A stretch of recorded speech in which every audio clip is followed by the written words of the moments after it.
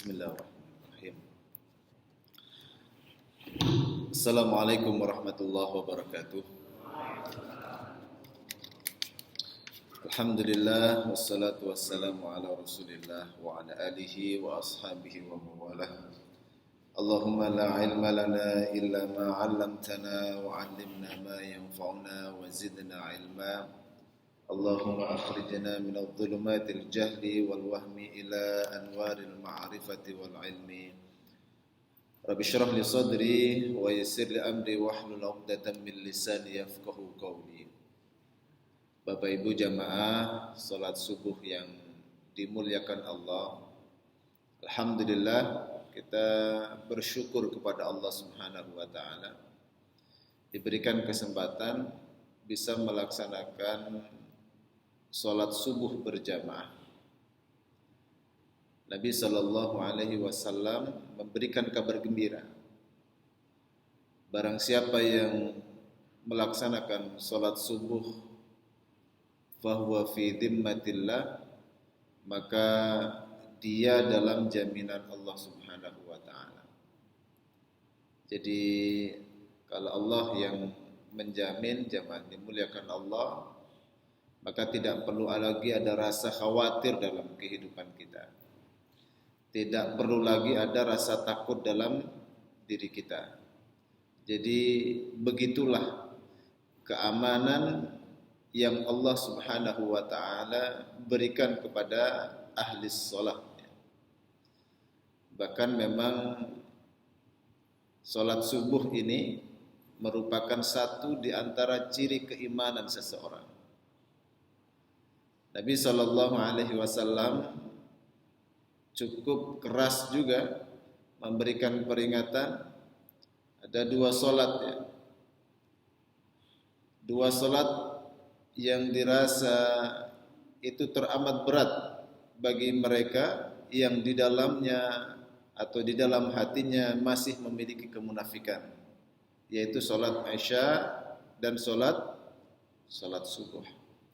Maka kita ini jika masih berat merasakan salat berjamaah Isya dan subuh khususnya, maka itu sebenarnya alarm bagi kita untuk perbanyak meminta ampun kepada Allah, mentazkiyah diri kita.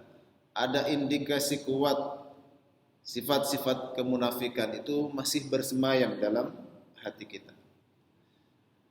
Maka jamaah dimuliakan Allah, biasakan kita ini dengan sabar mengajak keluarga, mengingatkan mereka, ayo sholat, ayo kita sholat. Nah pagi ini jamaah dimuliakan Allah, kita akan belajar tentang sabar, doa dan tawakal kepada Allah Subhanahu wa taala. Ada banyak sekali ujian dalam hidup kita. Siapa di antara kita ini yang sepi dari ujian? Halo? Ada yang bebas, tidak pernah diuji sama sekali dalam hidupnya. Kadang kita ini lepas masalah pekerjaan, ada masalah keluarga, ada masalah dengan pasangan, ya. Ada masalah dengan anak kita, dengan menantu kita. Tidak berhenti di situ. Masalah datang dari tetangga kanan kiri kita terus begitu. Satu masalah berhenti, muncul masalah yang lain. Begitu Pak? Semalam saya ada yang konsultasi begitu dari jamaah. Dihadapkan dengan suami yang sering mengancam kepada istrinya untuk bercerai. Sedikit ada problem, sudahlah, cerai saja. Jadi ini orang dalam berumah tangga suka-suka mengeluarkan jimatnya begitu ya. Suka-suka mengeluarkan kerisnya. Bapak-bapak ditahan gitu. Ya, ditahan. Ada yang sering begitu ya. Seorang ibu-ibu itu tersiksa begitu. Kenapa? Setiap kali ketemu ancamannya saya mau nikah lagi. Rupanya itu cita-cita para suami yang banyak apa? Hanya menjadi mimpi, begitu kira-kira ya. Tapi sering diungkapkan, sang istri lama kelamaan menjadi tersiksa, gelisah dengan hal-hal seperti ini. Nah, ujian-ujian begini jamaah dimuliakan Allah sering kali datang. Lepas pasangan kita, kadang juga muncul dari anak. Orang tua sudah sering ikut taklim, suami istri rajin ke masjid, subhanallah. Datang ujian itu dari anaknya. Ada orang tua yang sudah terlihat baik, rupanya anaknya terjerat narkoba. Wal'iyadzubillah. Terus begitu ya. Sehingga kita ini membutuhkan dua hal sekaligus. Kalau di dalam Al-Quran disebutkan dua hal sekaligus ini, sabar dan as-salah, sabar dan doa. Allah Subhanahu wa taala berfirman di dalam surah Ali Imran ayat 200, ya ayyuhalladzina amanu sabiru wasabiru. Pertama kita disuruh bersabar dan juga Allah perintahkan menguatkan kembali kesabaran kita. Karena sabar saja tidak cukup. Butuh disabar-sabarkan. Begitulah kehidupan ini. Kemudian Allah Subhanahu wa taala menggandengkan antara sabar dan salat ini dalam surah Al-Baqarah ayat 153, wasta'inu bis-sabri was-shalah. Dan jadikanlah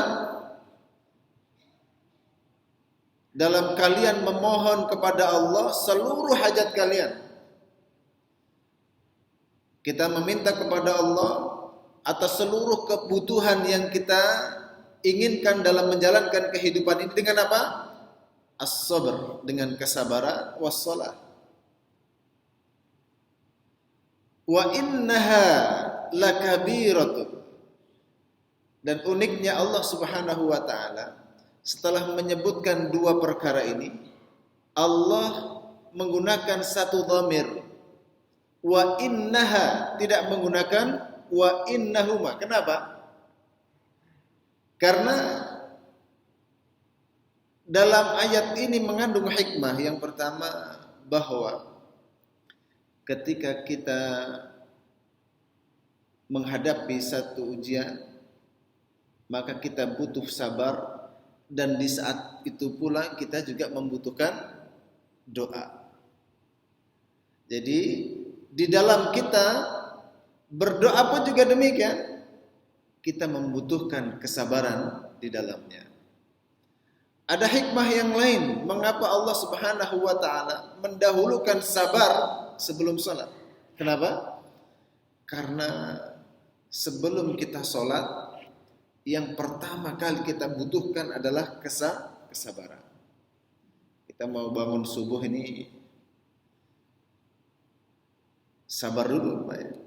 Berat gak nih? Halo? Berat. Kita mau melangkahkan kaki ke masjid dalam keadaan banyak atau rata-rata orang sedang tertidur. Kita langkahkan kaki kita ke masjid. Di saat enak-enaknya kita berselimut, kita dipaksa bangkit. Kemudian mendatangi panggilan Allah Subhanahu wa taala. Sabar. Maka sebelum sholat, maka kita lakukan dulu kesabaran. Nah, sabar ini seperti apa jemaah dimuliakan Allah? Sabar itu kan identik dengan menunggu, begitu ya Pak ya? Sabar itu identik dengan menunggu. Nah, ketika yang kita tunggu itu tidak pasti, bisakah kita bersabar? Saya janjian dengan Pak Syaukat misalkan. Ustadz nanti kita ketemuan ya di restoran ini misal begitu, di satu tempat yang sudah ditentukan. Kemudian saya katakan beliau saya nggak janji bisa datang, Masya Allah.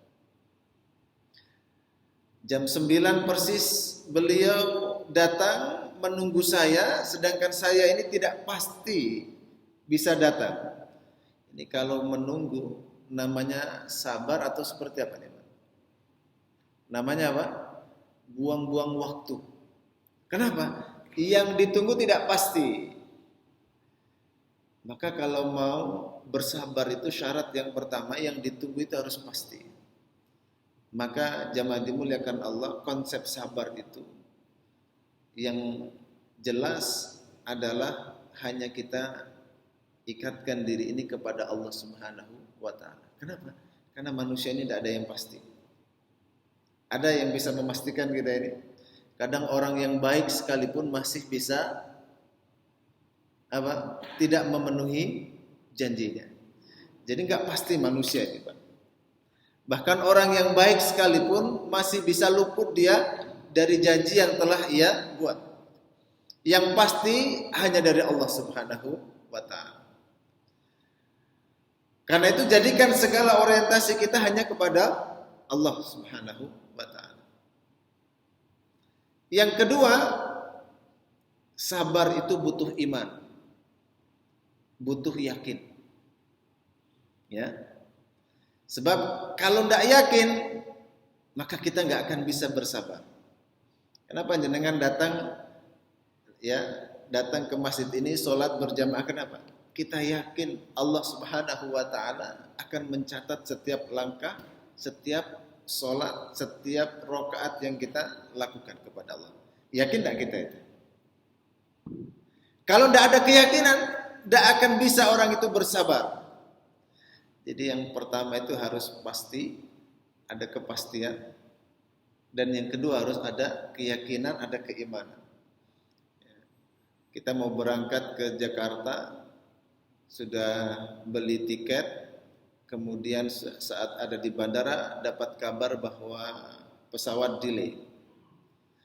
Ada pesawat tertentu kita ini sudah berkali-kali rupanya senantiasa tidak tepat jadwal.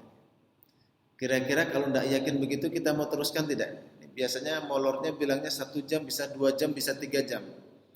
Saya tidak percaya ini. Ya sudah, saya cancel saja, saya tak naik kereta. Kira-kira begitu ya? Kenapa? Tidak yakin kita. Tapi kalau kita yakin, ada keimanan di situ, oh ya sudah, 1 jam biasanya akan molor 1 jam dan saya perkirakan sampai ke Jakarta masih sesuai waktu. Maka kita pun bisa bersabar. Maka disitulah fungsi sabar akan bisa berjalan. Maka kita pun juga begitu dalam menjalani kehidupan ini, jamaah dimuliakan Allah. Maka kalau tidak ada keyakinan, kemudian tidak ada kepastian di situ, maka jangan berlama-lama. Itu hanya buang-buang waktu saja. Dan dalam menjalani kehidupan ini, karena kita sudah tahu yang pasti hanya kepada Allah Subhanahu wa ta'ala, ketika orientasi hidup ini bukan kepada Allah, maka kita ini nilainya hanya buang-buang waktu. Ketika diuji oleh Allah, sabar kita sandarkan hanya kepada Allah Subhanahu wa ta'ala, bukan kepada yang lain. Maka kesabaran dan penantian yang kita lakukan itu akan bernilai di sisi Allah Subhanahu wa ta'ala. Kemudian ad-du'a. Kita jamaah dimuliakan Allah butuh berdoa kepada Allah Subhanahu wa ta'ala setiap saat. Jadi doa ini, permohonan ini adalah satu perkara yang dilakukan baik mereka yang taat maupun yang ahli maksiat. Betul tidak nih? Apakah hanya orang yang taat saja yang kemudian mereka butuh doa, atau kita semua butuh doa?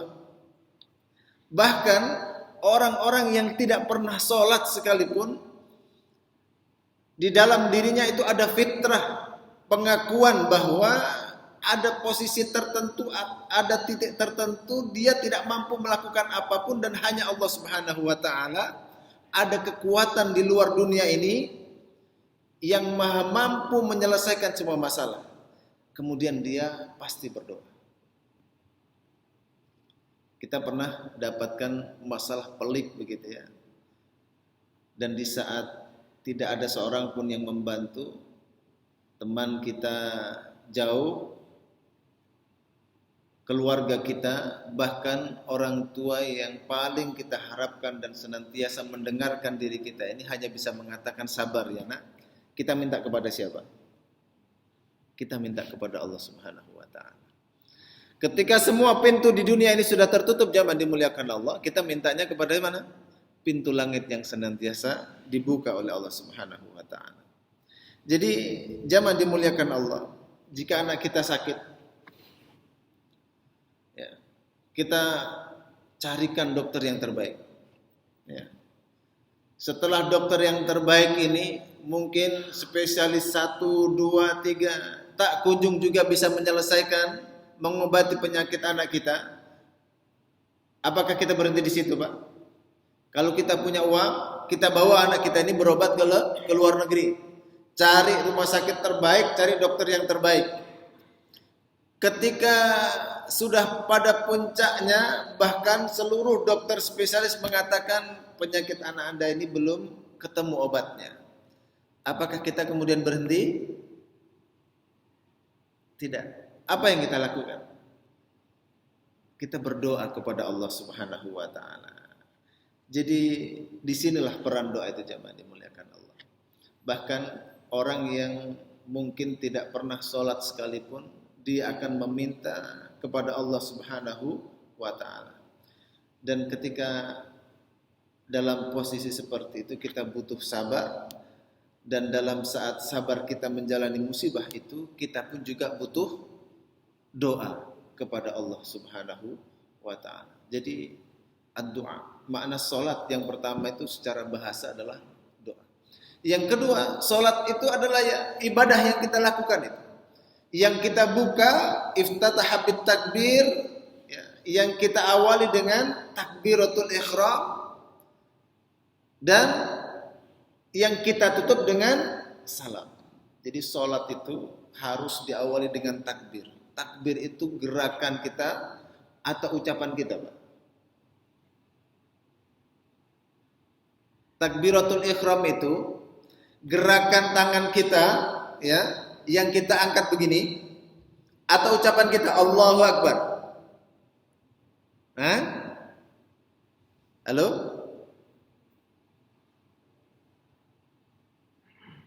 Ada yang bisa jawab ini? Takbiratul ihram itu adalah ucapan kita ini. Maka kalau ada orang salat, dia hanya menggerakkan saja takbiratul ihramnya, dia tidak mengucapkan dengan lisan Allahu Akbar, salatnya batal. Keburu-buru salat, langsung gerakkan tanpa mengucapkan Allahu Akbar, orang ini salatnya tidak sah, dia harus mengulang. Dan salat ini jamaah dimuliakan Allah, perkara yang amat sangat agung.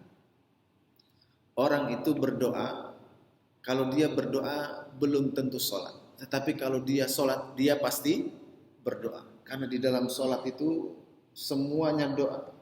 Ya, semuanya doa. Dalam salat iyyaka na'budu wa iyyaka nasta'in, itu persaksian baini wa baina abdi, kata Allah, antara aku dan antara aku dengan hambaku.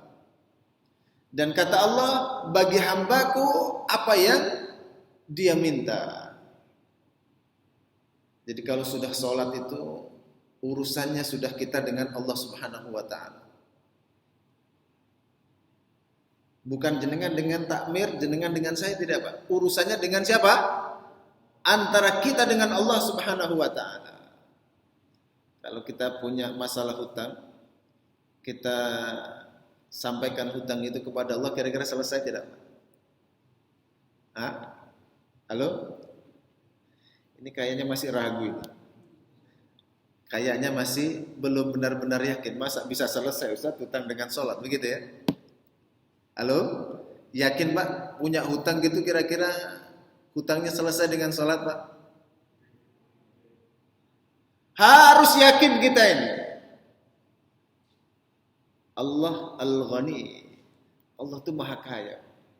Allah itu punya 100 rahmat. 99 itu disimpan nanti di surga. Yang satunya diturunkan di dunia, itu dibagi sejak zaman Nabi Adam alaihissalam sampai nanti hari kiamat. Dari kalangan jin, manusia, hewan, semuanya berebut dan tidak habis-habis, Pak.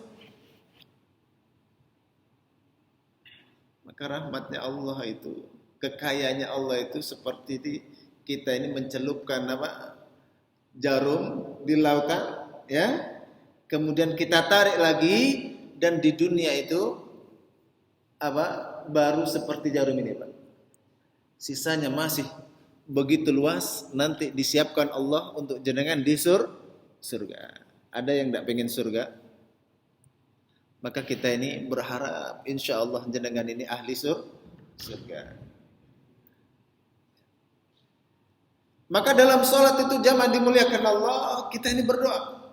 Bahkan di sana juga ada tempat di mana aqrabu ma bainal abdi wa rabbi. Paling dekatnya seorang hamba dengan Tuhannya. Kapan? Saat sujud. Sujud itu adalah mi'raj kita kepada Allah Subhanahu wa ta'ala. Ajaib, yang kita cium bumi tapi yang bergetar arasy-Nya Allah Subhanahu wa ta'ala. Bahkan Nabi sallallahu alaihi wasallam, kana Nabi sallallahu alaihi wasallam idza hasabahu al-amr shalla. Kalau Nabi ditimpa satu masalah, beliau salat. Jadi begitu orang beriman tuh. Kalau ada banyak masalah, salat. Bukan ke diskotik, bukan kemana, Pak? Bukan ke tempat karaoke, bukan minum minuman keras, bukan ke tempat-tempat kemaksiatan, enggak, ke masjid, Pak. Maka takmir masjidnya jangan dikunci kalau siang ini. Sebab apa? Kalau ada problem mau sholat ke masjid, masjidnya dikunci, masalah nanti, begitu ya. Ali bin Abi Thalib itu kalau ada problem dengan keluarganya, beliau larinya kemana? Ke masjid. Pokoknya kalau ada masalah, larinya masih di sekitar masjid, insya Allah masalahnya selesai. Bahkan orang itu kalau banyak problemnya, itu biasanya sholatnya juga problem. Ibu-ibu, kalau suaminya bermasalah, kira-kira dengan sholat selesai tidak nih masalahnya? Anaknya problem, kita selesaikan dengan sholat, kira-kira tuntas gak masalah anak kita? Kita harus yakin jamaah dimuliakan Allah. Dan keyakinan kita itu tidak boleh 90%. Harus berapa? Harus 100%. Keyakinan 100% itu seperti apa sih? Seperti halnya kita yakin setelah hari Ahad, besok hari apa? Senin. Ada yang ragu, Pak? Keyakinan kita ditolong oleh Allah Subhanahu wa ta'ala ketika kita berdoa kepada Allah, itu yakin kita bahwa setelah Ahad itu pasti Senin. Seperti itu keyakinan kita. Atau dalam bahasa lain, wa'bud rabbaka hatta ya'tiyakal yakin. Sembahlah Allah, ibadahlah kepada Allah sampai datang al-yakin. Al-yakin itu al-maut, kematian. Ada yang ragu kita ini bakal mati? Yakin kita semua ini pasti akan mati.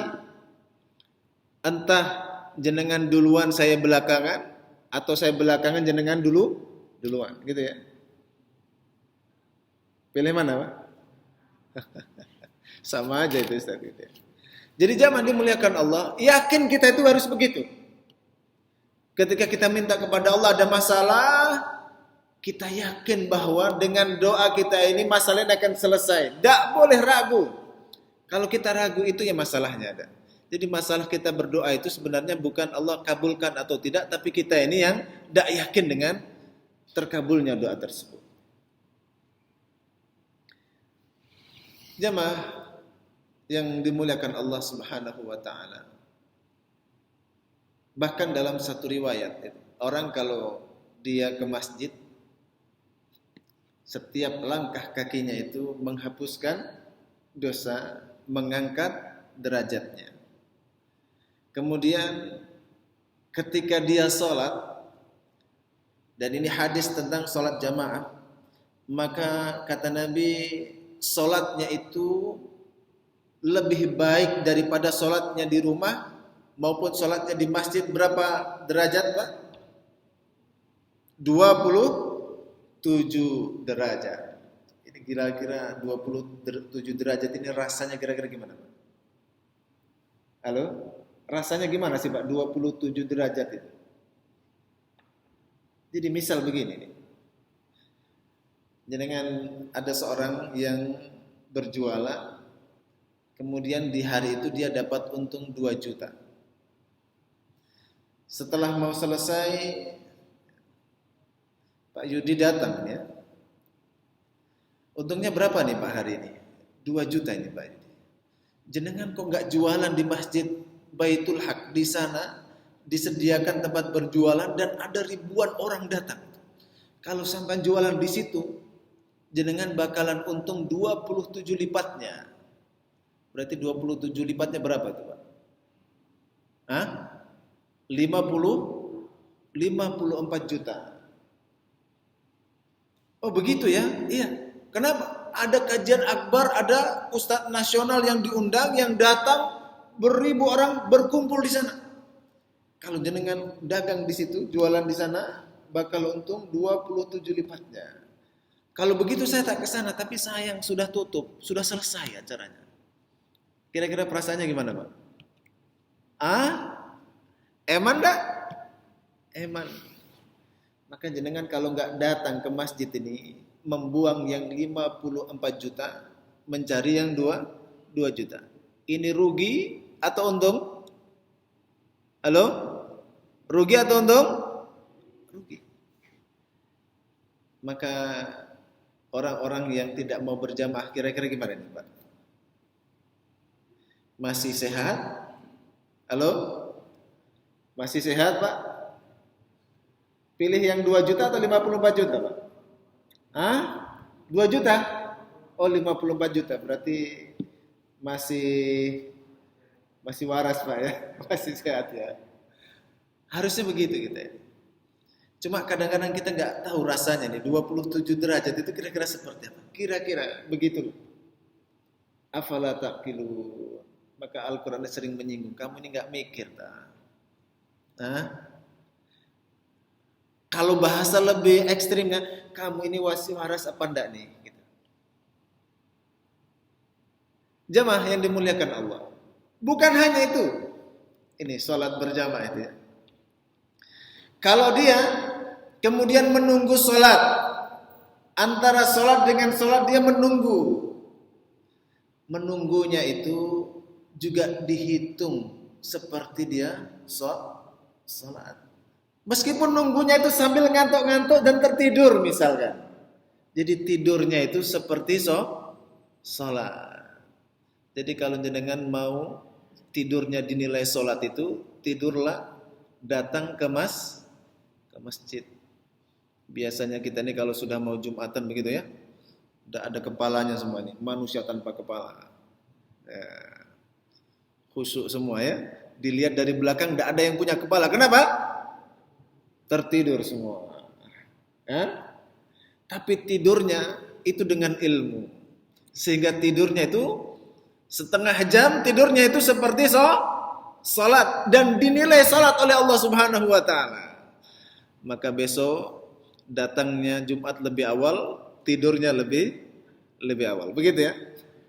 Tapi jangan begitu. Tidurnya saja itu dianggap salat, apalagi zikirnya double begitu pahalanya.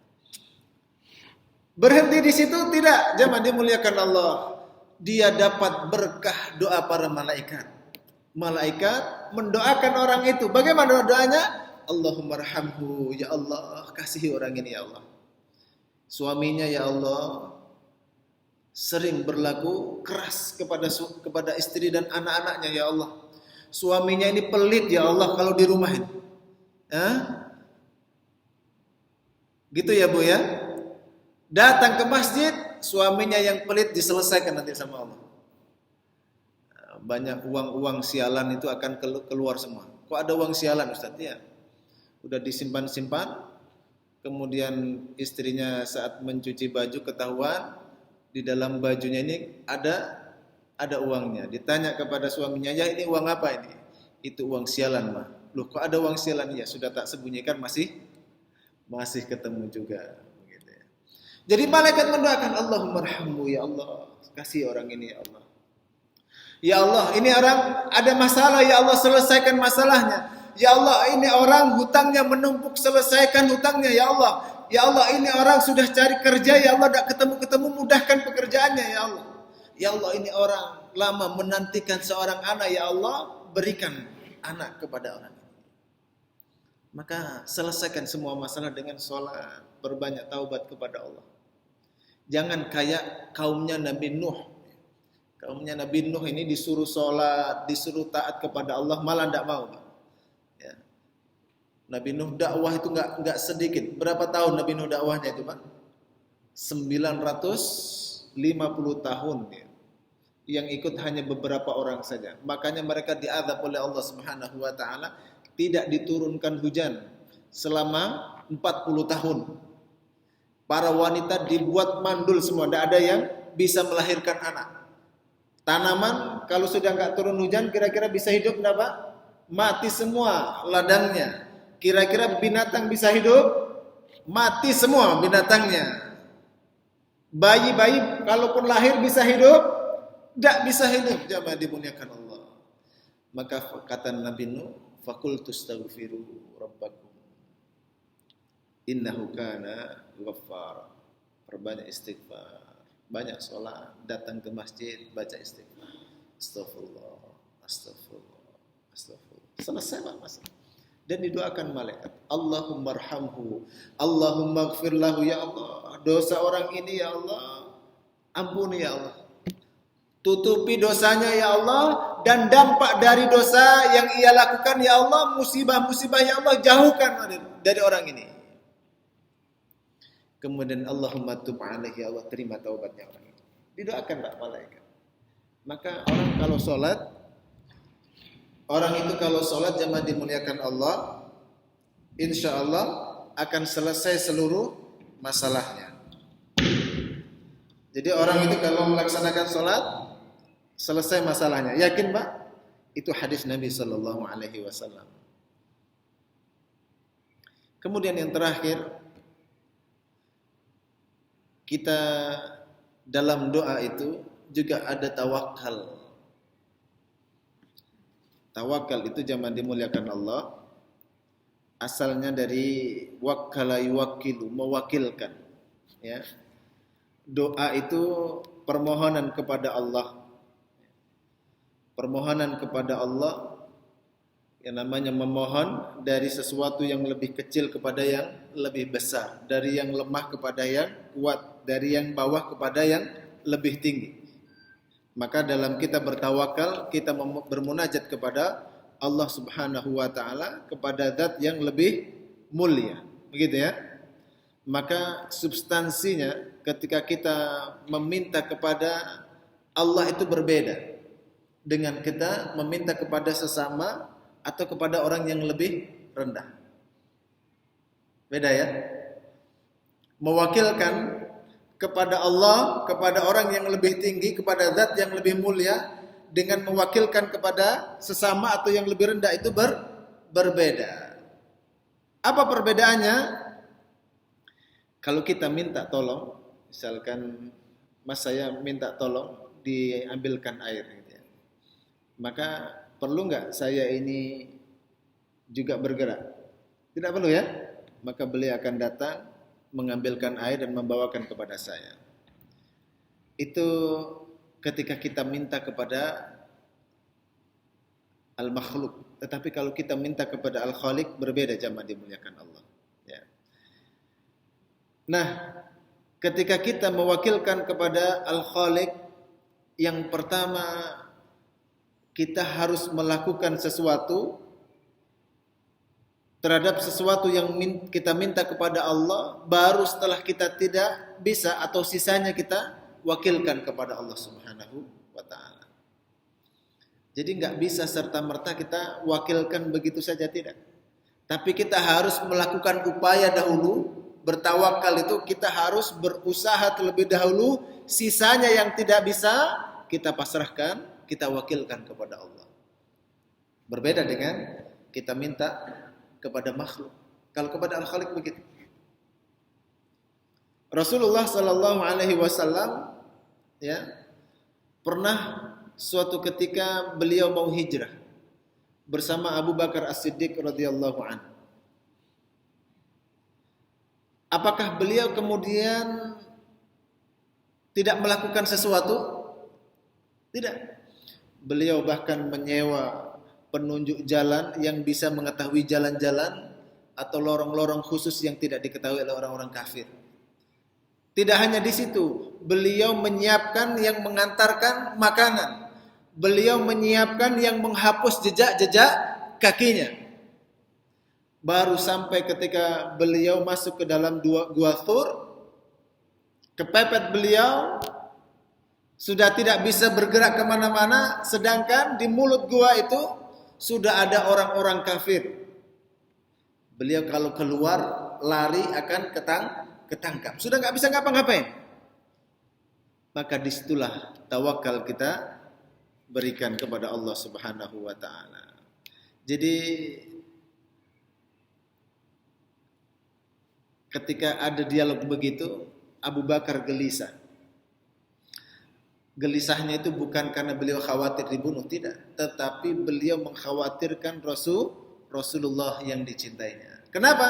Kalau Rasul mati, siapa yang menyampaikan dan melanjutkan risalah ini? Begitulah. Tetapi Rasul sallallahu alaihi wasallam begitu tenangnya ketika sudah mewakilkan urusannya kepada Allah. Dikatakan kepada Abu Bakar As-Siddiq radhiyallahu anhu, wahai Abu Bakar, ya, dalam posisi seperti ini Allahu salasan, ya. Ketika Allah sudah menjadi yang ketiga, ya, siapakah yang akan bisa mencelakai mereka berdua? Jadi kata Rasul, kita ini bukan dua orang saja. Kita ini bertiga dengan Allah, dan siapakah yang mampu mencelakai ketika orang ketiganya adalah Allah Subhanahu wa ta'ala. Maka Allah Subhanahu wa ta'ala ketika itu menyelamatkan Rasulullah dan juga Abu Bakar As-Siddiq. La takhaf wa la tahzan, innallaha ma'ana. Jadi begitulah tawakal kita kepada Allah Subhanahu wa ta'ala. Jadi kita harus melakukan dulu upaya maksimal, baru kemudian kita pasrahkan kepada Allah Subhanahu wa ta'ala urusan sisanya. Jadi kemudian yang kedua, jamaah yang dimuliakan Allah, saat kita mewakilkan kepada makhluk, bisa jadi kita nggak puas, ya. Kita minta tolong mewakilkan urusan tertentu, kita masih nggak yakin kira-kira dia sebaik dengan apa yang saya lakukan atau tidak. Begitu ya. Kita wakilkan urusan kepada anak kita nggak yakin 100%. Tetapi ketika kita wakilkan urusan kepada Allah, tidak boleh ada keraguan sedikit pun. Ya. Kalau kepada makhluk kita boleh menyangsikan atau tidak puas, tapi kalau kita sudah wakilkan kepada Allah, kita harus sepenuhnya puas dengan segala yang ditetapkan Allah Subhanahu wa ta'ala. Oh, mungkin kita sudah berdoa dan kita sudah pasrah, ternyata harapan itu tidak sesuai dengan apa yang kita inginkan. Boleh tidak kita protes kepada Allah? Tidak boleh kita protes kepada Allah. Kalau kita sesama makhluk masih boleh kita protes padanya, tapi kepada Allah Subhanahu wa ta'ala tidak. Kenapa? Asa an takrahu syai'an wa huwa khairul lakum. Ya. Bisa jadi kita enggak senang satu perkara, tetapi itu yang terbaik bagi kita. Wa asa an tuhibbu syai'an wa huwa syarrul lakum. Dan bisa jadi kita berharap sesuatu, ternyata sesuatu itu buruk kepada kita. Artinya apa? segala yang direncanakan Allah itu jauh lebih baik dari apa yang kita rencanakan. Jadi rencana kita ini lebih bagus rencana kita atau rencana Allah, Pak? Lebih bagus rencana Allah. Maka kita tidak boleh menyaksikan apa yang kita telah wakilkan kepada Allah Subhanahu wa taala. Dan kita enggak boleh begitu saja. Seperti Nabi tadi mengerjakan dahulu, upaya dahulu. Nah, maka dalam satu riwayat disebutkan yadkhulul jannah, akan masuk surga al-qaum, sekelompok kaum. Afidatuhum mislu afidatit thair, kata Nabi dalam hadis Muslim itu, hati-hati mereka itu seperti hatinya burung. Burung itu dalam satu riwayat hatinya lembut ya. Hatinya itu bersandar hanya kepada Allah, tawakalnya penuh kepada Allah. Burung itu enggak bersandar kepada ijazah, Pak. Ya. Burung juga enggak bersandar pada keahlian, kemampuan yang dimilikinya. Kalau kita ini masih pintar ya, Pak. Singkong ada yang diolah jadi apa itu, Pak? Macam-macam makanan ya. Teknologinya beragam begitu, terus berkembang. Tapi burung dari dulu rumahnya begitu-begitu aja, Pak. Ya di pohon begitu. Burung juga nggak pernah iri, Pak. Ya jenengan beli mobil, bangun rumah, punya investasi, itu urusan jenengan. Burung nggak pernah silau dengan tetangganya. Burung ini benar-benar hanya bersandar kepada Allah Subhanahu wa taala. Taghdu himasan, pagi berangkat dalam perut kosong, wa taruhu bitana, sore hari sudah kenyang. Ketemu padi lahan 1 hektar, dia enggak bawa karung, Pak. Dia makan ambil secukupnya, pulang, besok Allah kasih rezeki lagi. Hidup tak burung, Pak? Burung hidup. Masa kita mau kalah sama burung? Pokoknya bergerak sajalah gitu. Apalagi kita punya akal, punya segala macamnya, ini insya Allah jauh lebih banyak kemudahan yang Allah berikan. Cuma masalahnya satu, kita punya tawakal seperti tawakalnya burung atau tidak? Kira-kira seperti. Nah itulah jemaah dimuliakan Allah, bahwasanya dalam hidup ini kita butuh 3 perkara ini. Butuh sabar, kemudian kita butuh doa, butuh salat, dan kita juga harus tawakal kepada Allah. Jangan menyandarkan atas kemampuan kita, pengalaman kita, relasi kita, jejaring kita. Jangan. Sandarkan semua urusan ini kepada Allah Subhanahu wa taala. Selesai masalah? Selesai masalah. Semuanya? Iya. Ya. Biyadihil mulk, di dalam genggamannya seluruh kerajaan ini. Bahwa ala kulli syai'in qadir, dan Allah maha mampu atas segala sesuatu. Mudah-mudahan kita bisa mengerjakan 3 perkara ini dalam menjalani kehidupan. InsyaAllah tidak ada masalah yang sulit bagi Allah Subhanahu wa ta'ala.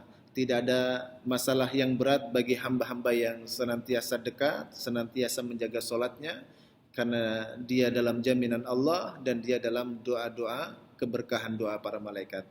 Itu yang bisa kita bahas pagi ini jamaah dimuliakan Allah. Mudah-mudahan bisa difahami dan bisa kita amalkan dalam kehidupan kita sehari-hari. Mungkin ada yang ingin didiskusikan, saya persilakan.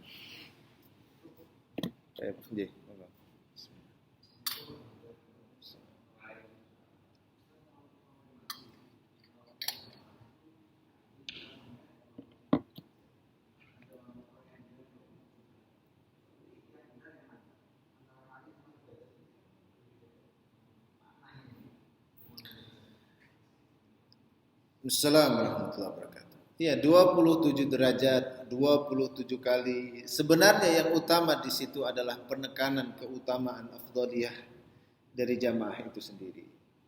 Ya. Apakah mau dimaknai 27 derajat atau mau dimaknai 27 kali, yang penting kita berjamaah. Kurang lebih adalah penekanannya Rasul sallallahu alaihi wasallam agar kita ini lebih semangat. Dan bagaimana cara memahaminya?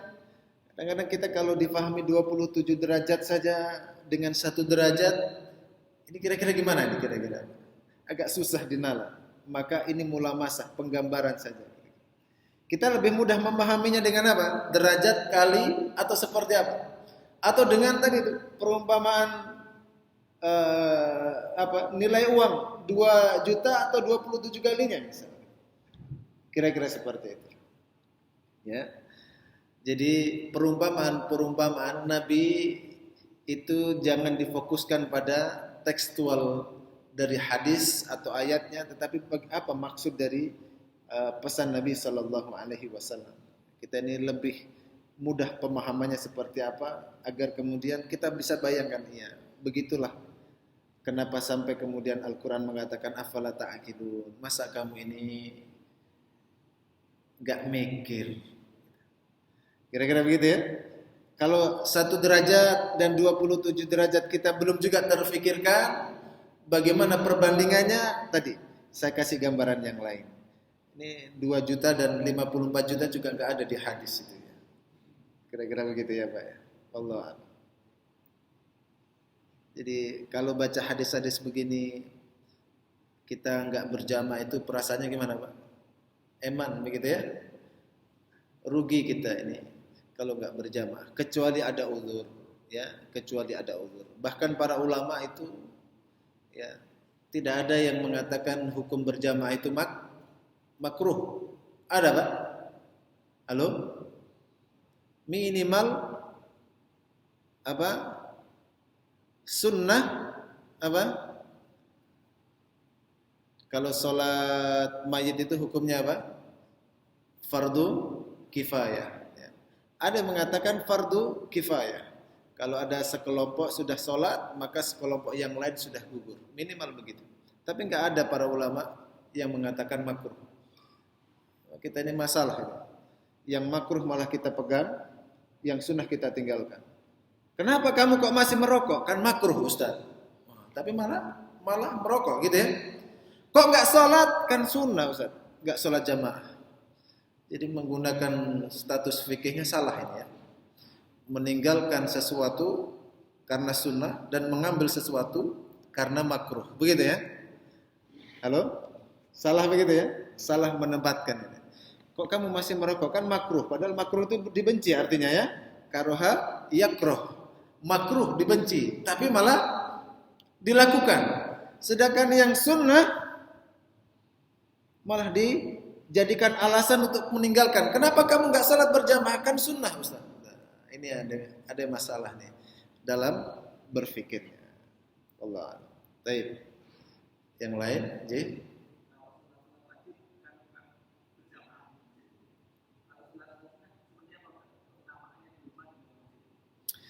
Iya, salat sunnah ya, kalau salat wajib bagi kaum laki-laki itu di masjid dilaksanakan, dan kaum wanita yang terbaiknya di rumah, meskipun ketika ke masjid itu tidak dilarang. Ibu-ibu ini yang utama di rumah salatnya itu. Tetapi ketika di masjid Nabi juga mengatakan jangan larang kaum wanita salat ke masjid. Lalu untuk salat sunnah itu yang utama adalah dia berpindah dari tempat salatnya yang wajib. Ya, berpindah itu di sini. Ketika tadi kita salat di tempat ini, ketika salat sunnah hendaknya bergeser. Ya, supaya apa? Memperbanyak tempat sujud yang nanti kita harapkan menjadi saksi di hadapan Allah. Dan bergeser yang paling utama di mana? Di rumahnya. Karena Nabi memberikan pesan kepada kita, ya, ij'alu fi buyutikum nasiban min salatikum. Jadikan rumah-rumah kalian itu bagian dari salat kalian. Maksudnya apa? Jangan dihabiskan salatnya jenengan itu di masjid. Kasihlah bagian di rumah, gitu ya. Coba gini, bapak-bapaknya nih salatnya di masjid habis-habisan ini ya. Kemudian sampai rumah tinggal capeknya. Apa yang terjadi? Bawaannya marah-marah nanti ini. Tinggal capeknya di rumah gitu ya. Akhirnya anak-anak juga nggak pernah lihat bapaknya salat. Nggak ada ibrah tidak ada qudwah.